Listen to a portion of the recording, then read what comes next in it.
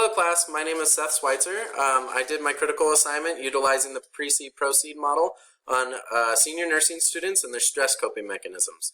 So Fetterman and Allensworth describe the PRECEDE-PROCEED model as one of the most well-known approaches to planning, implementing, and evaluating health promotion programs. Phases 1 through 4 are focusing on program planning. Phases 5 through 8 focuses on implementation and evaluation. So that's the PRECEDE and the PROCEED model. It's a gradual process that leads to creation of the program, delivery of the program, and evaluation of the program. So a little bit about why I chose senior nursing students. I'm currently a senior nursing student. I'm in my 5th and 6th semesters. I know that there's high stress levels for myself as well as my other classmates. And coping mechanisms among these classmates can be unhealthy sometimes. So what I wanted to do was to re-educate these students because I know they know how to utilize healthy coping mechanisms, and I wanted to implement a series of events to promote healthy behaviors. So related research there was a cross-sectional study that took 146 students, and they tested their stress coping mechanisms. And they found that a lot of these students utilized strategies that were ineffective and negative for their psychological health. They started to focus more on the manifestations, like the symptoms of their stress, rather than getting down to the roots of the issue. And so that's kind of what I wanted to implement in my program, was to create change in that manner. So I utilized the social cognitive theory. I think that works well for these students because we are social butterflies, most of us. We do kind of group up. We can't do it alone.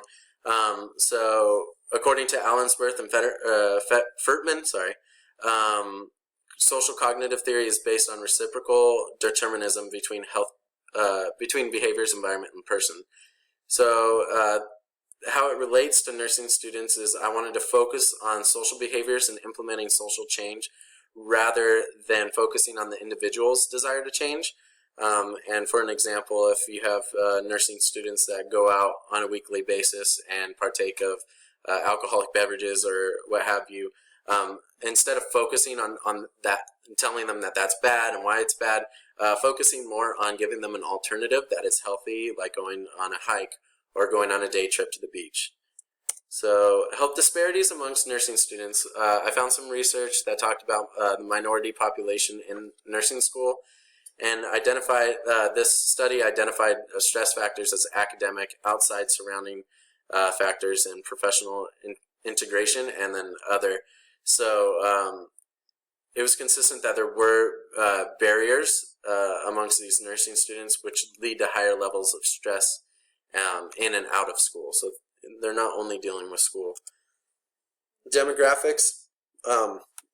I sent a SurveyMonkey survey to all my classmates in my semester, and I had 29 responses, which is a good population. It's a good sample for this population. I got age, gender, and relationship status, just to kind of show you where these students lie as a whole. Mainly females, mainly between 18 and 34. Most students here are single, and but there are those stress factors as well of being married or being in a relationship or living with somebody that can affect their stress levels. Also, we have parents in our class. Some students have children under the age of 18, some have older than 18, and that can add a lot of stress because you're taking care of somebody else's life. You're responsible for them. So then we also have race and ethnicity.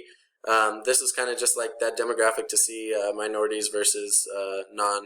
And so we're mainly white Caucasian at CBU, and we do have a large population of Pacific Islander and Asian in our class as well.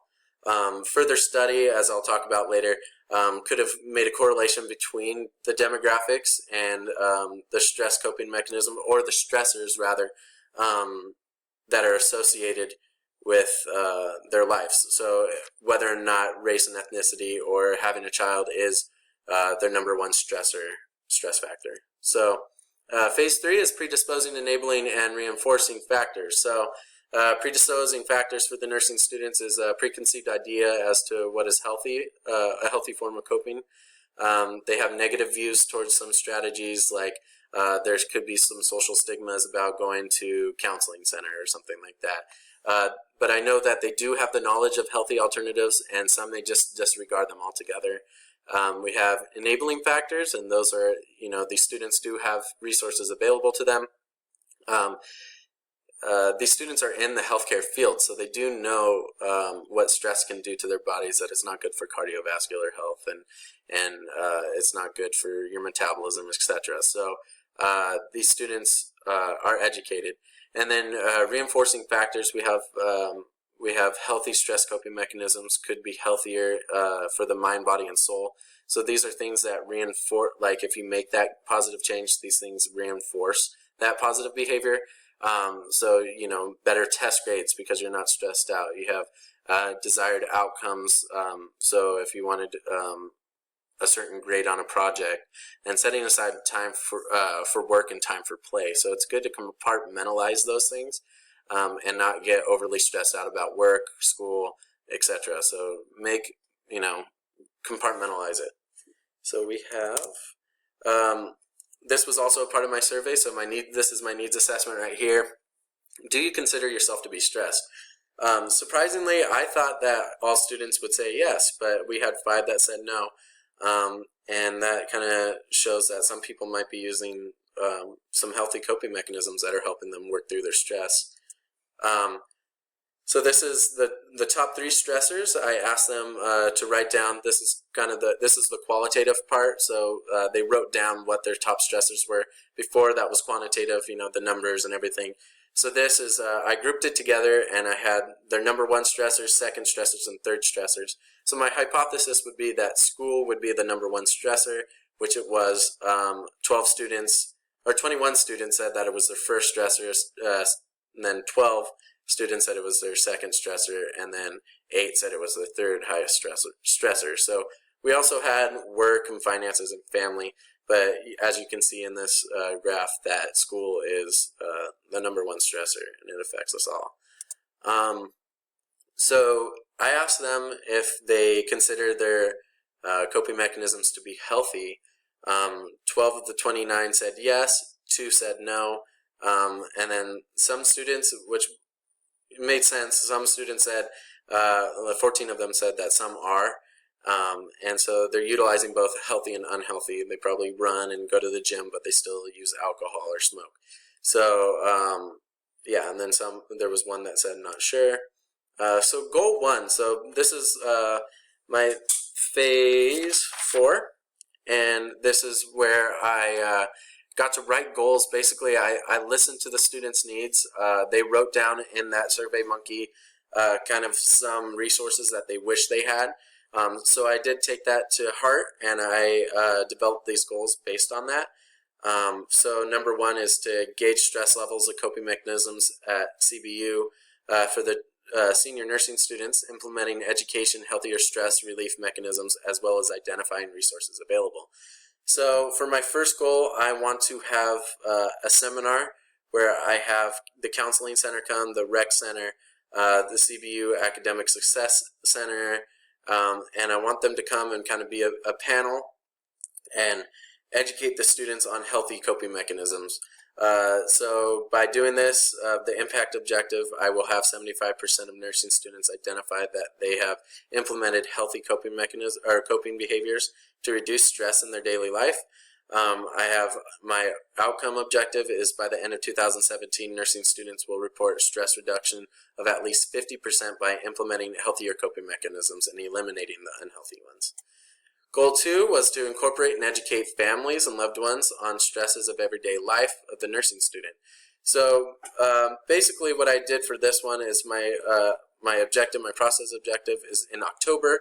I want to have a family day, and this was to bring family or loved ones to the school, and it's going to be run by faculty and volunteers, and we're going to host a family simulation day. So we have simulations that are like mock scenarios for nursing, and we want to have families participate in that and also get to learn what the nursing students do in everyday life, because family support is very important. Impact objectives, Completion of the program, I want to have 80% of the participating nursing students identify and report that they have received a significant increase in support and understanding from their loved ones and family throughout the semester. I also want, for the outcome objective, by the end of 2017, I want nursing students to report a stress reduction significantly from family and loved ones, as well as other relationships based on the awareness of student life. So goal 3, I want to incorporate a nursing student play day.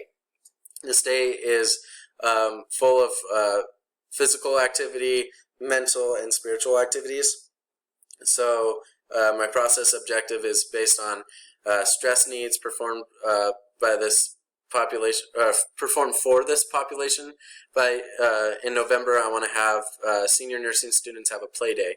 So this day will include free daycare, puppy therapy, provide them with food, naps, counseling, tutoring, anything that they may need. And this will be done by incorporating the counseling center, academic success center, and volunteers. Volunteers are very much the backbone of my program. And so so my impact objective is by completion of this program, I will have 80% of participating nursing students report major positive changes by the end of the play day. So 60% of participating nursing students will report a lasting stress relief for the remainder of the semester based on this event. Outcome objective is by the end of 2017, nursing students will report a major stress reduction lasting from the play day, and 25% of the participating nursing students will report continued utilization of services that were offered at the event, like the counseling center or academic success. So here's my Gantt chart. This shows basically the timeline of my program. I want to, in beginning of June, make base contact with everybody, volunteers, etc. And then in June, I want to have made coordinating or getting the approval for the program from the student life. And then I want to, make arrangements for volunteers, have meetings, and obtain handouts and snacks for the seminars and for the events. And then also implementation of the events is on the Gantt chart. So budgeting, I have, basically my budget is $1,000, which I know sounds cheap, but like I said, volunteers are the backbone of this. I'm utilizing CBU employees that are already paid, and I'm going to be on CBU campus. So the seminar costs $250, snacks, fruits and vegetables. We have beverages, coffee, teas, juice, water, and then printing handouts. Family day is just double that because we're going to have family members there. Same thing, fruits, vegetables, drinks. And then the play day is $250 as well, and that's fruits, vegetables, drinks as well, and printing any handouts that we may need. So evaluation, process evaluation, participants of the event within the series will fill out an evaluation tool that's anonymous by the end of the event. So this can help us gauge how the immediate effectiveness of each of the program events. So then phase 7 would be impact evaluation, and this is by February of 2018, so the semester after. We want to have online surveys that will be sent out to all participants, and I want to gauge the lasting effect of the program and the impact that it had on the students' lives. So then phase 8, which is the last phase, so I'm wrapping it up, the outcome evaluation. So any recommendations for further study, etc. It is important to emphasize positive change rather than focusing on the negative behaviors that the students are currently using. This program may be useful for all nursing student semesters, so not only seniors. I focused on seniors because that's important to me, and I saw a need within the senior nursing students. But it can be used for beginning, middle, and end semesters. I recommend further study, like I said earlier, to utilize on-campus resources. To gauge where students are, if students are using on-campus resources and which ones they are, and then to be able to gauge or to focus on which ones they're missing, so to stress in the program. Also, the study could be conducted to correlate demographics to the top 3 stress factors. And here's my references. Thank you for listening. I'm running out of time, so I hope you enjoyed my program, and I hope you have a good day.